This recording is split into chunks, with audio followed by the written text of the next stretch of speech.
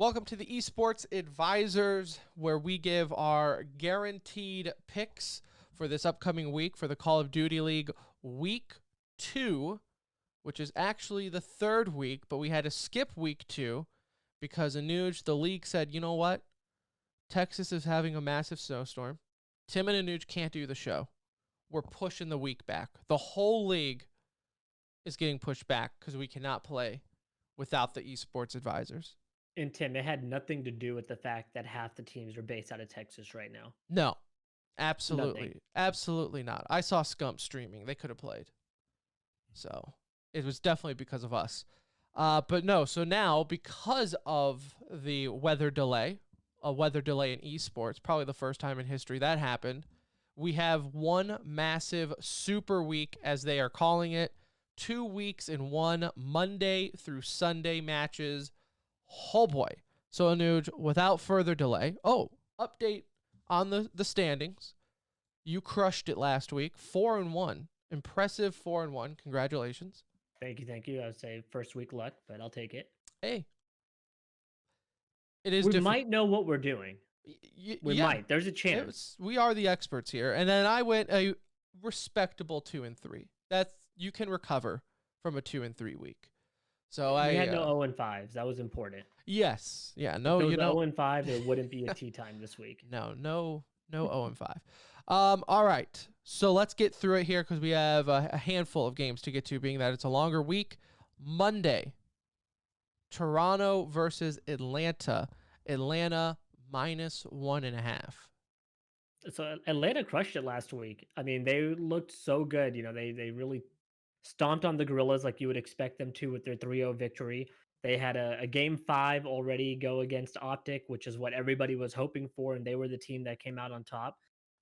Toronto also looked pretty good. You know, Toronto was able to take out the Mutineers convincingly for the most part. I think that was the only game they had, but they looked good in it. I'm still going to go with the Atlanta -1.5 here. I think Atlanta is just like a premier level team still, you know, like from last year, it's carried over into this year. They were challenged early. They overcame a 2-1 deficit against Chicago. I'm going to take Atlanta. I'm going to go with the 1.5. I will concur. I think Atlanta 1.5 is fair. And like you said, no knock on Toronto. I just, much like last year, like Atlanta, I think is always going to be a huge favorite in any match, apart from maybe Dallas and Chicago and how they're shaping up. So give me Atlanta 1.5. Moving on to Tuesday, Paris versus Florida. Florida favorites of 2.5, -2.5 Florida. 2.5 is a lot in Call of Duty. A lot. You're predicting a sweep. Yeah, that you see 2.5, that's a blowout, right? That's a win by 3 touchdowns type of game. That being said, Paris looks awful. They looked awful. Week 1, you know, how much stock do you want to put into week 1? But they looked terrible, Anuj. I think I'm going to take the 2.5. I give me the 2.5 for Florida. I think they do sweep it. I think Paris is bad. I mean, Paris is bad. I mean, there is no way to spin that. They lost to the Gorillas. Gorillas is also a team that has a lot to prove this year, although like a little bit of a newer lineup, still a rocky showing, right? Florida, I gotta wait and see with them because they had a really tough game against Toronto. They didn't look great themselves. And I'm gonna play the odds here. And if I were, betting millions on this, it's so hard to sweep a team. And I know we saw a couple of them last week, but it's not easily done. I'm gonna take Paris to at least get a win, but Florida to win outright. This game will tell you what Florida is, right? This is going to be the game that says if Florida was kind of the Mutineers that we saw at parts of last year, or if they are if they're the bad Florida. because I think you have to dominate Paris if you were wanting to be a top 4 team or considered top 4 team like they were last year. You you have to beat the bad teams. So I think this is a statement game, a week 2 statement game for Florida. And even if Florida won 3-1, they would still feel good about that, right? What you're trying to Yeah. avoid is this going into like a 5-game series and getting dragged out and you barely winning where it doesn't feel like a win. So um I think Paris will be able to get one. So you have Paris. I have Florida -2.5. Moving on to Wednesday, Seattle versus LA Thieves. LA Thieves. I will own up to it. A little surprised. I'm a little surprised in how they came out the gate. And I did say it last week is they have that new team, that 100 Thieves, Nade shot hype momentum, and it looks like that definitely carried them through the weekend. Either that or Minnesota and New York are grossly overrated in my brain because I thought Minnesota and New York were going to be better teams, and they both looked like not that last week or 2 weeks ago. So I don't know where to think of this because I don't know where Minnesota and New York is at. So you don't know what stock to put in on Thieves. But then again, you sweep New York. You only give up 1 to Minnesota. I'm going to ride the wave and I'm going to go with LA to, I mean, again, it's Seattle, so I'd probably go with them no matter what. But just to make a point that I'm riding the wave of Thieves. Yeah, I mean, I'm honestly I'm right there with you. They had some good looking wins. We talk about a 3-0 being difficult to have. They were one of the 2 teams able to do that. They beat New York, who I know you have high hopes for this year, and I've been a little in the sense questionable. I have questions of that roster still. The Thieves to me looked really good playing under. I think this new banner also has just given them such a boost of confidence and not being under this old optic, wannabe optic type situation that they were in. And I think they're riding high. You know, they looked good against Minnesota, another team that, like you said, we're kind of high on. I feel going into this year with the new roster that they have.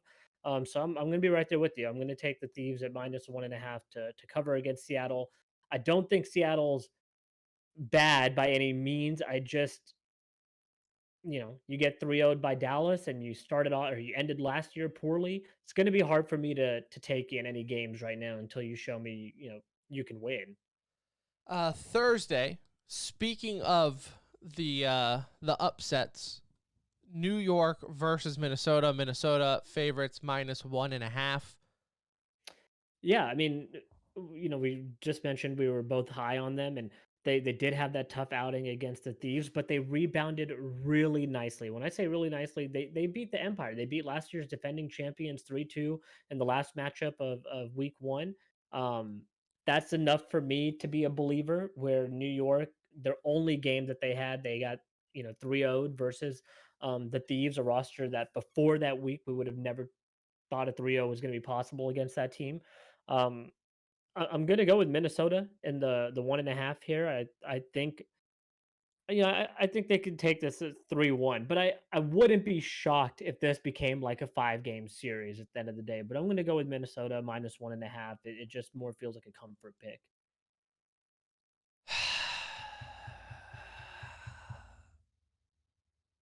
Give me New York. I'm sticking with it. Clayster, as you know, is my best friend, so it's hard to pick. But my unbiased, even if that wasn't the case, I think this goes 5. So I think I could still see New York, or I'm sorry, Minnesota winning, but at least taking it to a game 5. Yeah, So that's what they would need to do in that scenario for it to happen, and it's possible. yeah, I mean, Minnesota went 1-1, and I feel like you beat Dallas, and that's the last game you played.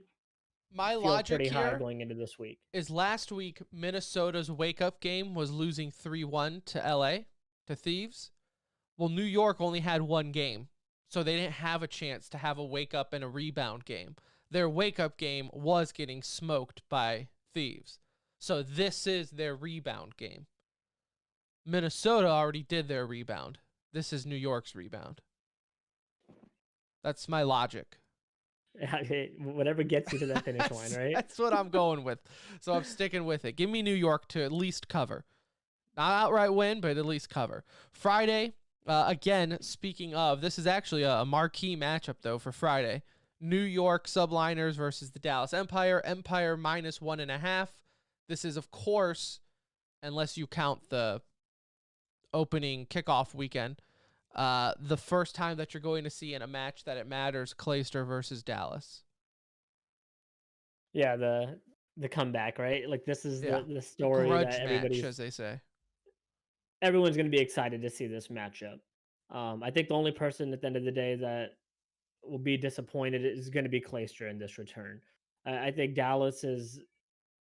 Yeah, I just think Dallas is the better team, and there's not a whole lot of logic other than that behind this. New York again, like we said, yes, this could be their rebound week, but I've only seen one game of theirs so far, and I was a little bit of a skeptic going into the year on that lineup, and I'm going to continue to feel that way until they prove me otherwise. And so, I think Dallas is able to take this 3-1, and my mind could change in the sense of how New York performs in the games leading up to this game, right? Like if New York comes out looking really good and they smoke Minnesota the day before, I might be feeling a little bit more tense if I was Dallas. But from where it stands today, and I'm going to go with Dallas in the 1.5. Like I think they disappoint his return, and you know, I'm looking forward to that matchup. That's really going to be the first kind of juice that we have into this league, right? Like I think Mm-hmm. people will be a little amped up about this. We got that a little bit with